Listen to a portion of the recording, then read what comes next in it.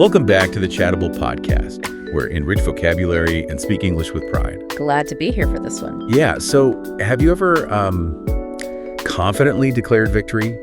Maybe bragged about a sure thing to your friends and then just, watched it completely fall apart a few seconds later? Definitely. We've all been there, right? Right. Or on the flip side, maybe you've been suddenly, thrust into a totally chaotic situation and felt that crushing weight of having to step up and steer the entire ship. Yeah, that is a heavy feeling. And, today we are exploring two phrases that give you ultimate authority in English, and this is a big but, only if you use them at the exact right moment. Exactly. These aren't just like casual everyday expressions. No, not at all. I mean, they carry this immense weight of absolute certainty and total command.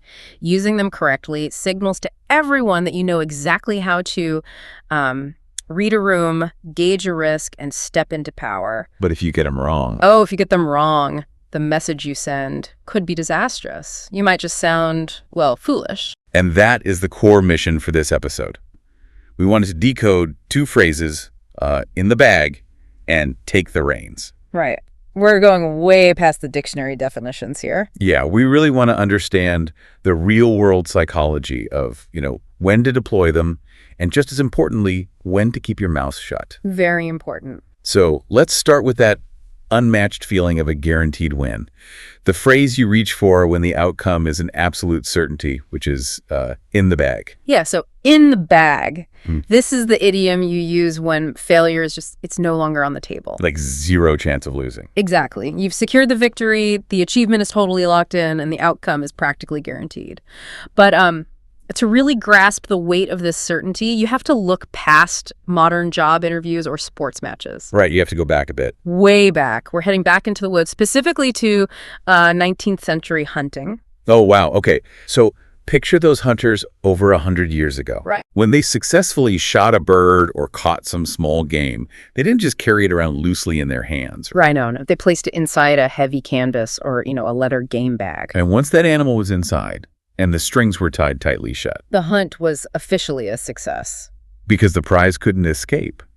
Wow. It's literally about containment, right? Like once the flap is closed, right, the deal is officially done and secure. That's exactly it. The physical act of containing that prize translates perfectly into the abstract concept of securing a win today.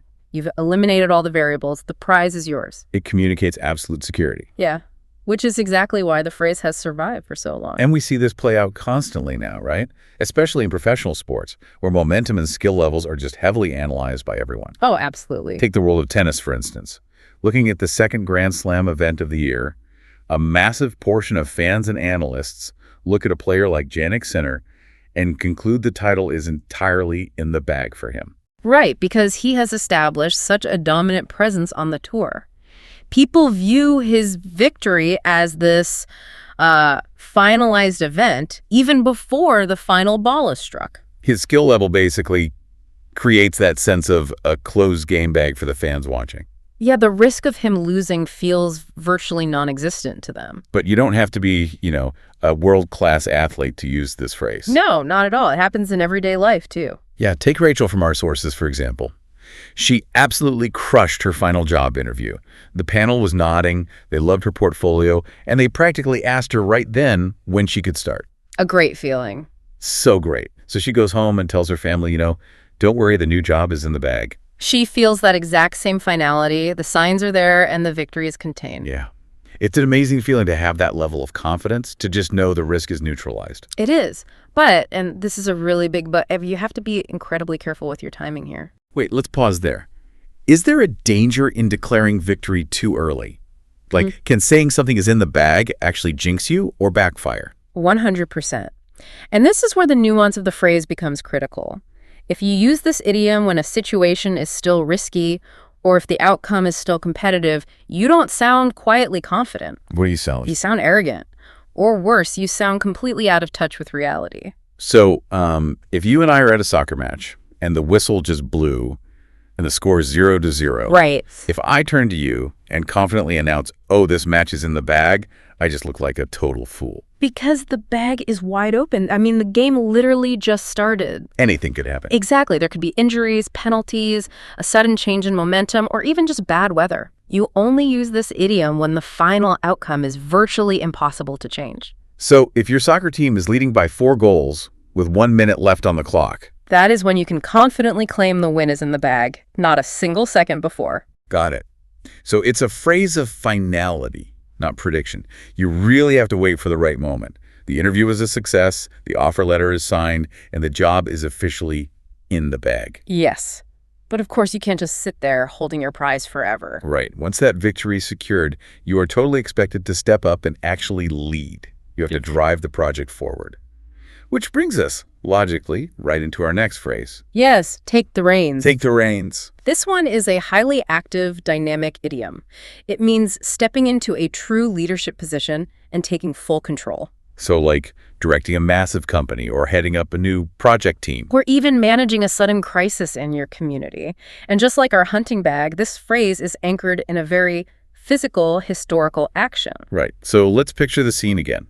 Before cars, steering a carriage required a horse and a set of those long leather straps connected to the horse's mouth. And those straps are the reins. Yeah, if you want to go left, you pull left. If you want to speed up or slow down, you use the reins. They are the direct, literal mechanism of control. So imagine a carriage rolling along, and suddenly it needs a new driver. The moment the new driver sits on that front bench and physically grabs those heavy leather straps in their hands. They literally take the reins. Instantly. And they bear the total responsibility for the speed, the direction, and the safety of everyone on board. It's just so fascinating that we still use this 19th century horse and carriage metaphor to describe, like, transitions of power at the most advanced technology companies on Earth. Oh, it really is. And we saw this exact scenario play out with Apple. Right. Following Steve Jobs' departure, someone else had to take the reins of one of the most innovative and iconic tech companies in the world. And that corporate transition captures the essence of the idiom beautifully. You have this massive organization facing a huge shift in direction, and a new leader stepping into the driver's seat to steer the company into the future. They're grabbing the straps and accepting all the immense pressure that comes with the role. Yes, exactly. But, you don't need $1 trillion market cap to experience this. Right, it happens in everyday life, too. Think about the intense chaos of a busy restaurant kitchen. Oh, that's a perfect example. Yeah, imagine you are working a shift on the busiest weekend of the year, like Oliver in our sources. And suddenly, right in the middle of a rush, the manager quits. Total panic sets in. Absolute panic. But if you step up, start calling out the orders, organizing the line, and ensuring the kitchen survives the night, you are taking the reins. In that moment, you stop doing just your normal assigned tasks and you start directing the entire operation. Right. It is a clear, undeniable shift into leadership. You are setting the pace for everyone else in the room. Hang on, though. Let me draw a strict boundary here. What if I'm just, helping a coworker out? What do you mean? Well, suppose our colleague Sophia is drowning in paperwork. So I sit down and spend an hour organizing files for her. I'm taking control of that task. Am I taking the reins then?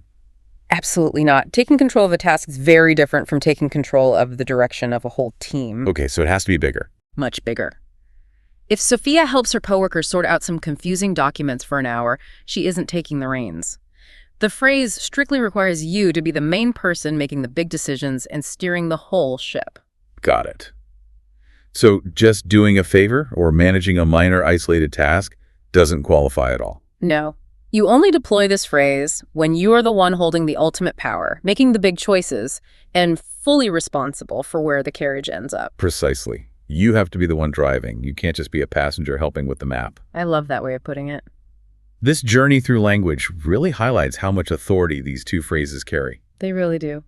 So to wrap up our mission for this episode, you reach for in the bag when you want to declare guaranteed success, resting safely in the knowledge that the prize is fully contained. But just remember to hold your tongue until the win is truly secure, right? To avoid sounding foolish.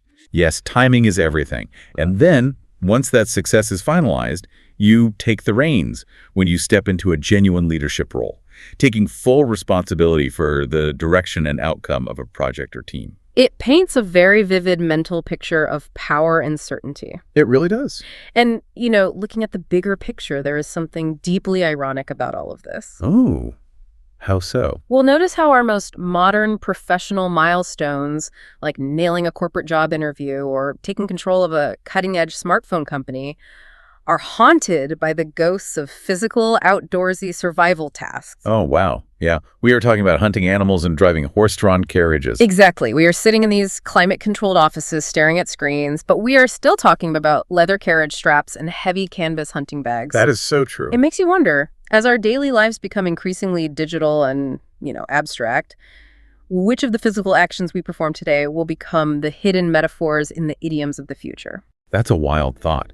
Will people in 100 years be using phrases based on, like, swiping a screen or unplugging a router to mean something entirely different? Probably. It's fascinating to think about. That is a brilliant thought to leave on. Thank you so much for joining us for this episode of the Chattable Podcast. We hope you take these two powerful phrases, step out into the world, and use them with